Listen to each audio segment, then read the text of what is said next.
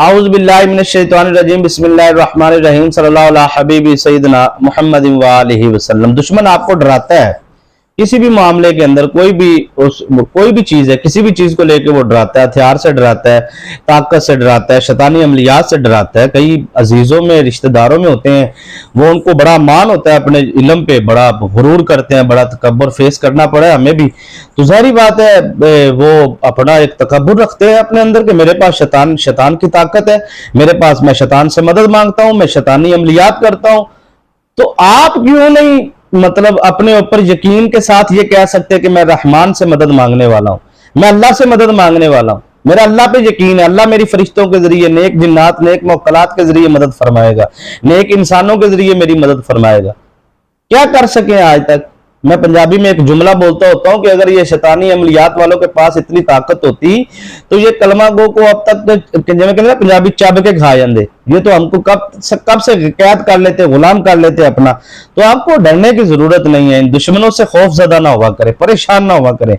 देखिए वो आपको जलील करना चाहते, अल्लाह ताला उनको हर कदम पे जलील करता है। शैतानी अमलियात करने वाला दुनिया में इज्जत की जिंदगी पा ही नहीं सकता। मैंने तो अपनी जिंदगी के अंदर आज तक कभी भी कोई नहीं देखा कि जिसको इज्जत की जिंदगी मिली हो। मैंने तो अपनी जिंदगी में यही देखा है, वो जलील है, वो टके टके से मोहताज है, उसकी औलाद नशई है, उसका जनाब साहब वो खुद अपना बेकार जिंदगी बसर कर रहा है, अपनी जिंदगी उसकी, फिर मरते दम तक वो जिल्लत और रसवाई पाता है, फिर कब्र में भी, फिर अल्लाह के दरबार में भी, फिर हशर में भी।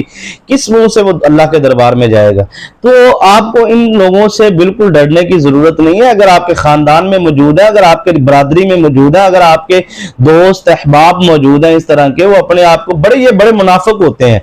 ये शैतानी अमलियात करने वाले ना, ये बड़े अजीब किस्म के होते हैं, हाथ भी मिलाते हैं, गले भी लगते हैं, गला भी, फिर जोन सा ना वो क्या कहते हैं कि उसके खिलाफ सारी साजिशें करते हैं, फिर उसके खिलाफ वो उसके घर में आके उसको जनाब साहब तावीज़ात फेंक के चले जाते हैं, कभी पानी पिला के। ये औरत मर्द, ये जनाब साहब इन्होंने ये इनको पता नहीं है, ये समझते हैं कि पता नहीं हम वक्ती तौर पे इनको लज्जत मिलेगी। मैं आपको एक लाइन यहाँ पे समझाना चाहता हूँ, अमल आज आपको मैं देने जा रहा हूँ ना, इतना आसान है। मैं कहता हूं आज मैं, क्योंकि पीछे मैंने थोड़े से मुश्किल अमल दिए ना, तो विवश का राब्ता है, वो कहते हैं थोड़ा सा आसान बताएं। मैं आज आपको इतना आसान एक लफ्ज का अमल बताने जा रहा हूं, और ये ऐसा अमल है कि जितने भी आपके दुश्मन है वो कैद हो जाएंगे। कमाल का अमल है सर, इतना मुजर्रब अमल है और इतना आसान अमल है एक लफ्ज का। आप ये पढ़ना शुरू करें, अपनी जिंदगी का हिस्सा बना लें। मैं कहता हूं आपकी जिंदगी का कोई भी दुश्मन आपके सामने ठहर नहीं सकता। नजायज आराम काम के लिए नहीं करना, जायज काम के लिए करना है, ताकि कब्र में, हशर में अल्लाह के सामने इज्जत पाए। नजायज काम के लिए करेंगे तो आप खुद अपना, अल्लाह के दरबार में आपके अपने मामलात है। बिल्कुल नजायज काम के लिए इजाजत नहीं है। अमल समझ के करना है, इंशाअल्लाह अज़ीज आपको कामयाबी मिलेगी। वो दुश्मन जो आपको ज़लील और रुसवा करना चाहता है, वो दुश्मन जो आपको परेशान करना चाहता है, वो खुद परेशान होगा। देखिए, जब भी मैं यहाँ पे एक लाइन आपसे बोलना चाहता हूँ कि कोई भी दुश्मन है, कोई भी जादू करता है किसी पर या करवाता है, मैंने पहले भी ये समझाने की कोशिश की है, आज फिर समझाने की कोशिश करता हूँ, और 1 मिनट के अंदर अंदर मैं बात कंप्लीट करूंगा। सुननी आपने तवज्जो से।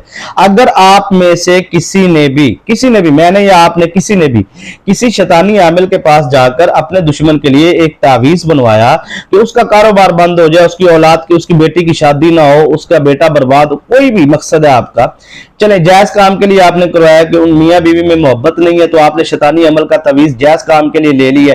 अब वो तावीज जो उनसे, वो आपने कब्रिस्तान में रखा है, वो आपने उजाड़ में रखा है, वो आपने बियाबान में रखा है, वो आपने कहीं भी रखा है। सर, जब आप तावीज को दफन करते हैं तो उसके मुवक्कलात की ड्यूटी उस तावीज के ऊपर होती है। तो जाहिर बात है, तावीज शैतानी है तो मुवक्कलात भी शैतानी है। अब क्या होगा कि वो अमल, जिस अमल के लिए आपने इस काम को करवाया है, वो अमल तो मुकम्मल हो गया, अब वो मुवक्कलात कहां जाएंगे? वो शामिल के पास तो वापस उन्होंने जाना ही नहीं, उसने तो भेज दिया ड्यूटी पे। अब वो मुवक्कलात जब अपने काम से फारग होंगे तो आमिल की तरफ नहीं जाएंगे, ना ही उसने उसकी तरफ जाना है कि जिस पर उसने भेजा है, यानी कि मियां बीवी की मोहब्बत के लिए भेजा है। तो जाहिर बात है वो काम कंप्लीट हो गया। अब उन्होंने किधर जाना? अब उन्होंने उधर जाना है जिसने करवाया है। आप समझ आइए, मैंने बिल्कुल आसान समझाया आपको।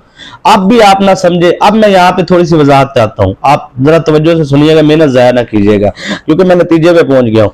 अब ये बात है कि अब वो जो शैतानी चीजें हैं वो आपके घर आएंगी, क्योंकि आपने करवाया था, आपके घर आएंगी, आपके कारोबार, आपकी जिंदगी, आपका पूरा मामलात वो दखल अंदाजी करेंगे और डिस्टर्ब कर देंगे। फिर आप कहेंगे जी हम पे किसी ने जादू करवा दिया जी, हम पे किसी ने शैतानी अमल करवा दिया जी, हमने ये। और भाई आपकी चीजें आपके घर ही वापस आ गई हैं। दोस्ती जो की थी उनसे जो आपने अपना कनेक्शन एक जोड़ा था, वो कनेक्शन के जरिए आपके घर आए हैं, आप फिर उनको निकालने के चक्करों में पड़ जाते हैं।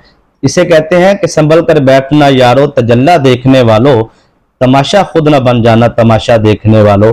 कहीं कभी कभी पलट भी आ जाता है, और कभी कभी कोई होता है ना चंगे उस्ताद दे शागिर्द, फिर वो वापस भी बड़ा तगड़ा करके पलटा देते हैं। तो ये कुछ इशारे भी होते हैं सुनने वालों के लिए, और कुछ समझाने की कोशिश भी होती है। तो इस तरह की गलतियां ना किया करें। वैसे भी काला इल्म करवाने वाला वैसे ही काफिर हो जाता है जो शैतान से मदद मांगता है। तो बहरहाल आपने अल्लाह से मदद मांगनी है, और अपने दुश्मनों को आपने देखना है भी किस लेवल तक है, आपने परेशान नहीं होना। 2-3 शरायत है सर, उस पर आपने अमल लाजमी करना है। मेरी शरायत आज की ज्यादा सख्त नहीं है, जो पहले वजायत में ज्यादा सख्त शरायत होती है ना, वो आज उस तरह की नहीं है। लेकिन देखिए आपके जिस्म के अंदर अगर जिन्नात के असरात हैं, या शैतानी असरात हैं, या आपके वजूद के अंदर जौन सा मौकलात के असरात हैं, या आपके वजूद के जादू के असरात हैं, तो फिर आपने ये परहेज करना है कि गाय, चिकन, मटन, बीफ, ये गोश्त से आपने परहेज करना है। अगर नहीं है तो फिर भी बीफ से तो आपने परहेज करना ही करना है। अच्छा जी, उसके बाद सर ये है कि बदबूदार चीज का इस्तेमाल नहीं करना। नापाकी की हालत में बिल्कुल भी आपने अमल नहीं करना। जिस कमरे में, जिस घर में आपने अमल करना है, वहां पे बदबू का तो तसव्वुर भी ना हो। अमल पाक है, खुशबू का अमल है। इस देखिए इस अमल, ये एक लफ्ज है, उस लफ्ज के मातहत जो उनसे है वो 4 फरिश्ते हैं, 4 मुक्कला सरदार है, नीचे 70 मुक्कलात है, और ये सारी तादाद आएगी आपके पास। जैसे जैसे आप ये लफ्ज पढ़ते जाएंगे उतनी तादाद के अंदर ये सारी फोर्स, ये सारी फौज, ये अल्लाह तबारिक व तआला की तरफ से ये सब नूरानी जो उनसे है रूहानी ताकतें हैं, ये आपके साथ होंगी। तो पलीती का तो तसव्वुर ही नहीं है सर। आप पलीती में तो ये अमल कर ही नहीं सकते, नापाकी में क्यों करना है आपने।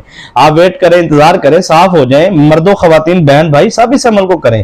कोई बिल्कुल पाबंदी नहीं है कि बहनें नहीं कर सकती, भाई कर सकते हैं, लेकिन जिस शरायत पर अमल करके करें ना। आप जिस्म पाक हो, जगह पाक हो, बावुजू हो के एक तैयारी करके आप एक ज़हन बनाए। आपके पास एक फोर्स ने आना, रूहानी मखलूक ने आना, आपने उनको पूरा ड्यूटी लगानी है। इसलिए तो बुजुर्ग फरमाते हैं नियत इतनी आवाज में करो कि कानों तक खबर जाए और मुकरात को खबर हो जाए, वो अपनी ड्यूटी पर लग जाए। तो आप नियत किया करें, मैं नियत करता हूं या मैं नियत करती हूँ फलां काम के लिए, फलां बिन फलां जो मुझ पर जादू कर रहा है, करवा रहा है, वापस पलट जाए। कोशिश करता हूं मैं आपको समझाने की। फजाइल इस अमल के अगर मैं सुनाने शुरू कर जाऊं तो घंटों पर गुफ्तगू कर सकता हूं। मैं कोशिश करता हूं समझाने की। और वजीफा इतना आसान है सर, कोई भी बहन करना चाहे, भाई करना चाहे, बिल्कुल किसी किस्म की परेशानी नहीं है। कोई इस अमल का रजत का मामला नहीं है। अगर आपने शरायत पर अमल किया, अमल शुरू करने से पहले सदका आपने लाजमी देना है, हुब्बे तौफीक। और अमल करने के बाद भी, यानी कि जब आपके दिन मुकम्मल हो जाएंगे, 7 दिन का ये अमल है, तो जारी बात है 7 दिन बाद आपने फिर दोबारा सदका देना है। तो उम्मीद है तीसरे चौथे दिन आपका काम मुकम्मल हो जाएगा। लेकिन आपने अमल फिर नियत आप 3 दिन की कर लें, अगर 3 दिन में नहीं होता फिर 3 दिन की कर लें, इस तरह आप अमल कर लें। दरमियान में नहीं छोड़ना, दरमियान में छोड़ने से रजत का मामला होता है। अब आपने सर करना क्या है कि आपने 2 रकत नफल नमाज सलातुल हाजत के पढ़ने हैं। वो हाजत आपने अपने ज़हन में नहीं रखनी, जुबान से अदा करनी है। मेरी फलां हाजत है, फलां मसला, वो आपने नफल अदा कर लेने। नफल अदा करने के बाद ये अमल ईशा की नमाज के बाद आपने सर करना है। मुकम्मल शरायत जो पीछे बताई है उन शरायत पर आपने अमल कर इस अमल को करना है, इंशाल्लाह कामयाबी मिलेगी। इस वजीफे की रूहानी इजाजत के लिए 3 मरतबा दुरूद शरीफ पढ़ के कमेंट में सुभान अल्लाह लिखे। चैनल को सब्सक्राइब नहीं किया जरूर करें, साथ लगे बेल आइकन के बटन को प्रेस कर ले ताकि नई आने वाली वीडियोस का नोटिफिकेशन आपको मिलता रहे। दुरूद शरीफ की खास दुआ में अगर आप शामिल होना चाहते हो तो अपना नाम और कमेंट में मसला लिखें, इंशाल्लाह शामिल कर लिया जाएगा। ये आपने सारे 2 रकत नफल नमाज सलातुल हाजत के अदा करने के बाद जो शरायत पीछे बताई है, स्किप करके हैं पहले वो शरायत सुन लें। मेहरबानी किया करें, मेरी वीडियोस अगर आप सुनते हैं तो पूरी सुना करें। उसकी वजह यह है कि पूरी वीडियो मैं इसलिए कहता हूं कि मैं फजाइल तो बयान ही नहीं करता, मैं वजीफे के मुताल्लिक समझाता हूं। तो एक चीज भी आप मिस कर देते हैं ना तो फिर आप पर रजत का मामला होता है। तो फिर आप हमसे राब्ता करते हैं, जी देखें जी एक वजीफा किया उससे ज्यादा कोई वजीफा काम ही नहीं करता, नुकसान होता, तो आपकी गलती होती है। पूरा सुना करें ताकि आपको कामयाबी मिले। जो मैंने पीछे शरायत बयान की हैं उन पे अमल करना भी लाजमी है और उनको समझना भी लाजमी है। अब आपने 2 रकअत नफल नमाज सलातुल हाजात के अदा कर लेने हैं ईशा की नमाज के बाद। अब सर आपने अपना आसार लगाना है, आसार आप दुरूद इब्राहिम आयतुल कुर्सी कोई भी लगा लें, नहीं लगाना आता तो मैं डिस्क्रिप्शन में लिंक लगा दूंगा वीडियो का, वो आयतुल कुर्सी का आसार, वो आप पूरी वीडियो तसल्ली से सुन लीजिए और आसार लगा लिया करें उसी तरह जिस तरह वीडियो में बताया गया। अब आपने आसार लगा लिया, अब आपने पढ़ना है, ये आप लिख लीजिएगा मेहरबानी ताकि आपसे गलती ना हो। आपने पढ़ना है जी या मुकद्दमु, या मुकद्दमु, मीम काफ दाल मीम, या मुकद्दमु, ठीक है जी। मीम के ऊपर भी पेश है, काफ के ऊपर जबर है, दाल के नीचे जेर है, या के ऊपर जबर है, या मुकद्दमु, समझ आ गई जी। मीम के आखिर में जो मीम है उसके ऊपर भी पेश है, या मुकद्दमु, 2 मीमें इसके अंदर, दोनों के अंदर पेश है, या मुकद्दमु। सुनिएगा, या मुकद्दमु कैद कर फला बिन फला को, फला बिन फला पे आपने दुश्मन और दुश्मन की मां का नाम लेना है, या मुकद्दमु कैद कर फला बिन फला को, बस इतना अमल है जी।